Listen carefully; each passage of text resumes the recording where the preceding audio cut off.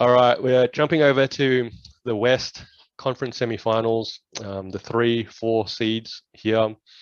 Obviously, a big upset to get to this matchup, but should be a great series here. The Warriors versus the Dallas Mavericks. I think firstly, I love Luka. I want to say that on record. I love Luka. All right, and I love the fact he gave me at least one pick in our last round. A pick that he got my pick. He helped me nail my pick, and I said that they could cause an upset. I paid $6 to watch this game, which I only got half a game, and they were already up by 40 points. And Luka brought Luka Magic to the game. All right, and that was a key here. Okay, and I think that's an important point. Okay, but on the other side of this matchup, okay, the Warriors here, before, obviously, at the start of the season when they're hot, Steph Curry was MVP conversation. I said Warriors were going to go all the way right then, okay? Then I cooled on them a little bit. The injuries occurred. Clay came back. He was rusty. Curry got injured. Draymond was out for a period. They sort of plateaued a little bit. Memphis got hot, and so on and so forth. And it's ironic that, obviously, and the reality is that the team that wins the championship has to stay healthy. Yeah, the key players have to stay healthy. And so Ja got injured. Golden State now, everyone's back and they look like they're rolling. Okay, that sort of situation. And I think if you look at the roster here, okay, on the Warriors, okay, and we know they're championship winning roster. Yeah, Curry, Thompson, Draymond, Wiggins, Jordan Poole. Okay, that's 5 players there that on any given night can change a game. And 4 of those players were scoring, okay, by easily dropping 20, 25 points a game. And obviously, I'm going to take Wiggins out of the conversation. So 3 out of those 4 can get even hotter than that, okay, in that sort of situation. I think they're going to put out the Luka Magic, okay? I've got the Golden State Warriors here going back to the NBA Finals, okay, because their depth to me and their experience, not to even touch upon that, is much more significant than clearly, firstly, the Phoenix Suns, which obviously the Mavs just got through, okay, and some of the holes that were there. And I think the matchup here, the Mavs don't go big, okay, and that almost suits a perfect sort of small ball game style that both teams will play. And I think if you're just going to put a shootout between Luka versus these 5 names that I mentioned, and 4 of those are obviously highly skilled offensive players, I just don't see it getting done. Okay. And I think the biggest key here, though, the Warriors have to make an adjustment and focus on Dinwiddie and Brunson. Okay. Because if they don't go off, who else will? That's the point. If they don't go off, who else will? Let Luka average historical 50 points a game. Who cares? Okay. But I got Warriors winning in 5 here. Okay. Okay. Obviously, I am going to state it straight away. It's Mavs at 6. Not because I want to lose to the eventual champion or the eventual finals representation. There's a couple of things that I think are important. Number one, we spoke about momentum in the Eastern Conference Finals. Mavs have proven in 2 consecutive series that they've either A, been down, or B, made the correct adjustments against the team to win, and win on the road as well, closing out their past 2 series on the road. Warriors, on the other hand, obviously versed probably the worst playoff team in the Nuggets. No disrespect to Jokic, but the rest of the team around him is not there, and it's quite easy to game plan for one person. I understand the irony for the Mavs, but I'll get to that in a second. And then 2, obviously, versing a very young Grizzlies team. And the reason why I want to highlight the Grizzlies team is the Grizzlies team should have beaten the Warriors, if not for A, perhaps the Ja Morant injury, but B, obviously experience. Memphis had the lead more. They had the ability to win game 1 off a scoop layup, and they had the ability to win, I think, game 4 without, just chucking up bad shots at the end.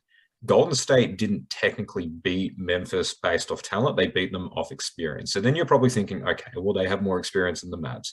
Well, Luka's obviously got a pretty storied history in the EuroLeague and the Olympics of doing incredible things. So he controls the tempo for the Mavs. So therefore, they're not going to really fall susceptible to the other tricks that Dillon Brooks did, okay?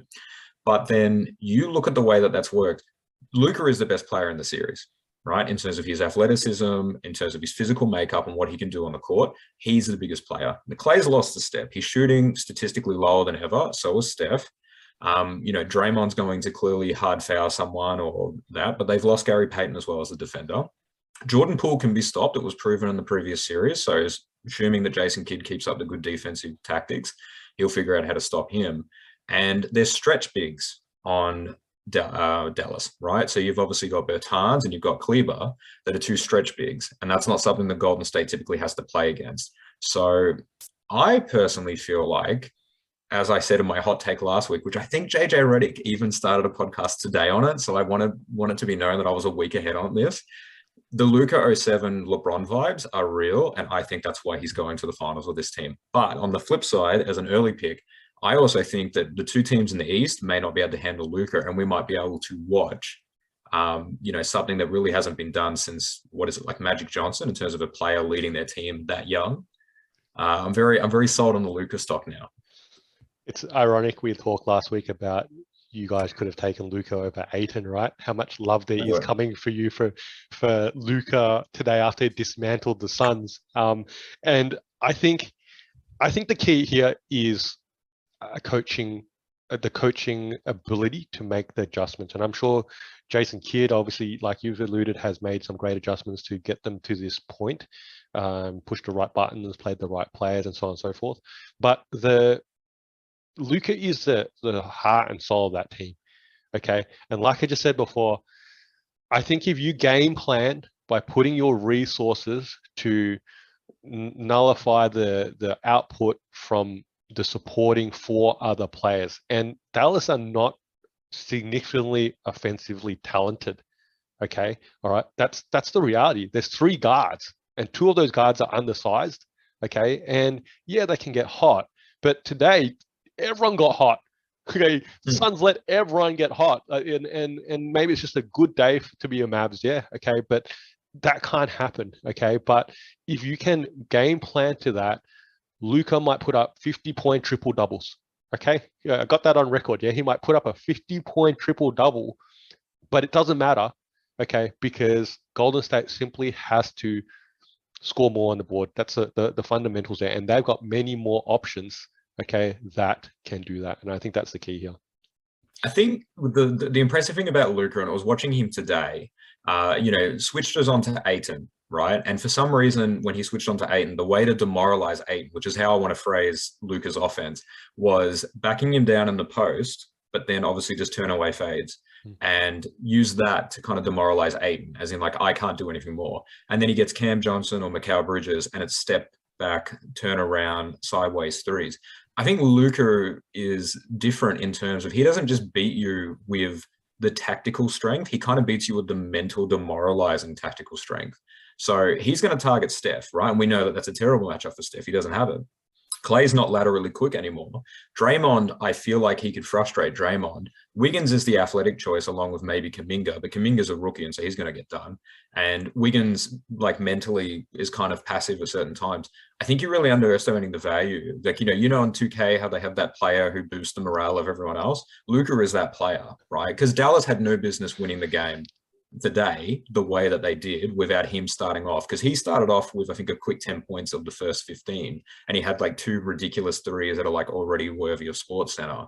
And I think that's just contagious. You just look at it and it's just like, well, they're going to be so worried about Luka. All I've got to do is hit a shot or two. I think I know what you're saying. Luka's like a I don't know, whatever you want to describe him, like a flamethrower. Yeah, he just comes on the court and sets everything on fire. Okay, but the Warriors have two of them. Okay, they have two of them. The Splash Brothers aren't gone. Okay, they might be older. Okay, and they can set the court on fire with their shooting ability. Okay, and I think that's a telling point. Okay, it doesn't matter if Luka's splashing threes. You're going to expect the Warriors to come down the other end and make and definitely shoot and make a lot of threes too.